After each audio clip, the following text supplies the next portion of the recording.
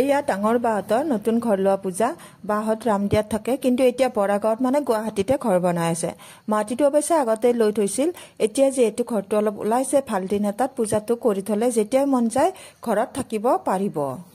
এয়া এখেতসকল বাহঁতৰ family member হয়। আজি যিহেতু ঘৰ লোৱা পূজাত নিমন্ত্ৰণ কৰিছে, সেয়ে এখেতসকল আহিছে আৰু সকলোৱে যিহেতু লগালগি হৈছে অলপ সুখ দুখৰ কথা পাতি আছে। এয়া ৰাজু ডেকা, জোন মানে সৰু বা ভিনদেউ, এয়া কিবা কথা পাতি আছে।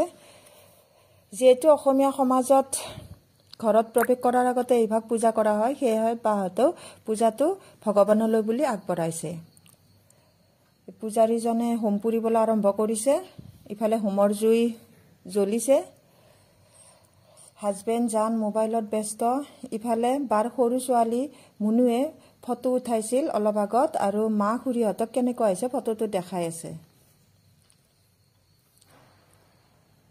এয়া চাওকচোন কি ধুনীয়াকৈ চাই আছে। ইফালে বামুণজনৰ যিহেতু জুই জ্বলি উঠিছে হোমৰ, সেয়ে ভিনদেউ পূজাত বহিব আৰু।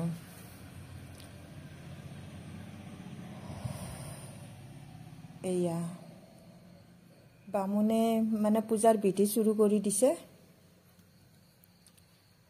এয়া নতুন ঘৰৰ ভিতৰত কি চলি আছে চাই লওঁ আহক। এয়া জোন, বৌ, মা, ভিনদেউ, কমল ভিনদেউ, জান, মুনু, মাজনী, বাবু।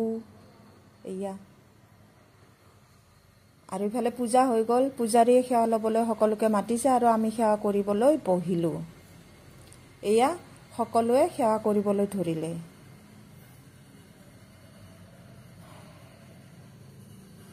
এয়া চবে সেৱা কৰিলে। আৰু সেৱা কৰা হোৱাৰ পিছত কিবা নিয়ম আছে, মানে ঘৰটো প্ৰদক্ষিণ কৰিব লাগিব 3 বাৰকৈ। এয়া ভিনদেউ বাবু সাজু হৈছে। শৰ্মাদা আছে, শৰ্মা তেখেতৰ নাম।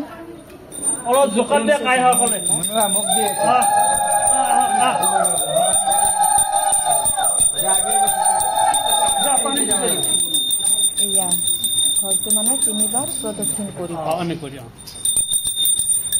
ওম জানি জানি হা পাপানি টানি টানি সংকীর্তন প্রদক্ষিণং পদে পদে জানি জানি হা পাপানি টানি টানি সংকীর্তন প্রদক্ষিণং পদে পদে পানি আগত চিনে যাবা। ওম জানি জানি হা পাপানি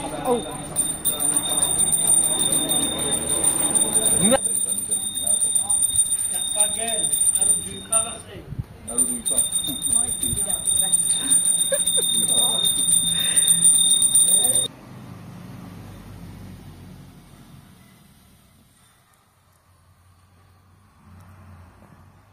এয়া বাবুহঁতে নিয়ম কৰি আছে যিহেতু, আৰু ঘৰলৈ এখেত আহি ওলাইছে। চাওকচোন বেচেৰাটো কি ধুনীয়াকৈ আঁকি দিছিল। এয়া প্ৰথমতে অৱশ্যে মোৰ বহুত খং উঠিছিল, কিয় তেনেকৈ ৰং লগাই দিছে বুলি, কিন্তু পিছলৈ গম পালোঁ ই বোলে কাজল লগাই দিলে বা ৰং সানি দিলে ভাল পায়। এয়া সি কি ধুনীয়াকৈ বহি লৈছে। বাহঁতৰ ঘৰৰ কাষৰ মানুহ এঘৰৰ কুকুৰ হয়। তেখেতসকলৰ মানুহগৰাকীয়ে কৈছে তেওঁ যেতিয়া মেকআপ কৰে বা কৰবালৈ যাবলৈ ওলায়, ইও হাতেৰে মাতি থাকে, মানে তাকো লগাই দিব লাগে। সি বহুত ধুনীয়াকৈ মানুহবোৰে কি কৰি আছে চাই আছে। মই তাক নিমকি আৰু ভুজিয়া বুন্দিয়া খাবলৈ দিলোঁ। এয়া সি খাই আছে।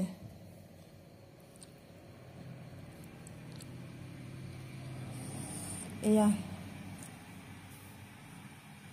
বহুত মৰম লগা কুকুৰ হয় আৰু বহুত সাদা কুকুৰ হয়।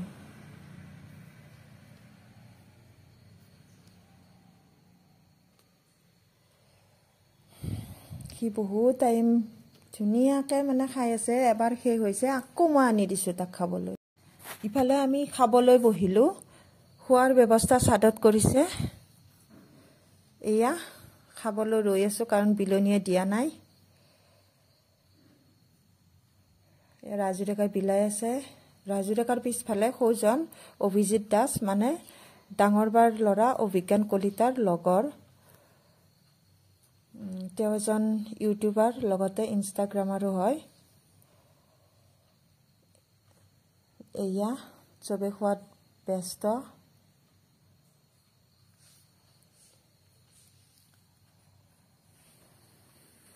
এয়া খাই বৈ উঠি অলপ মানুহক মাত বোল কৰি বা কথা পাতি আমি এয়া ঘৰলৈ বুলি আহিবলৈ ওলালোঁ। আৰু মই গাড়ীৰ কাষত ৰৈ আছোঁ। ৰাজু ডেকা আৰু জান এতিয়ালৈকে আহি পোৱা নাই। ক'ত কি কৰি আছে নাজানো।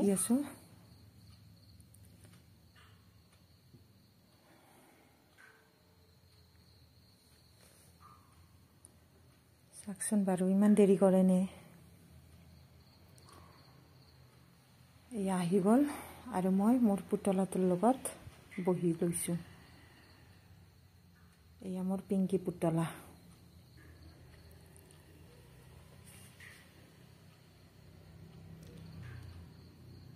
গাড়ী ষ্টাৰ্ট দি আছে আৰু মই বহি আছোঁ। বাহঁতৰ ঘৰত কেইখনমান ফটো উঠিছিলোঁ বা বেলেগকো উঠাইছোঁ। এয়া তাৰে ক্লিক কেইখনমান ইয়াতে দি দিছোঁ।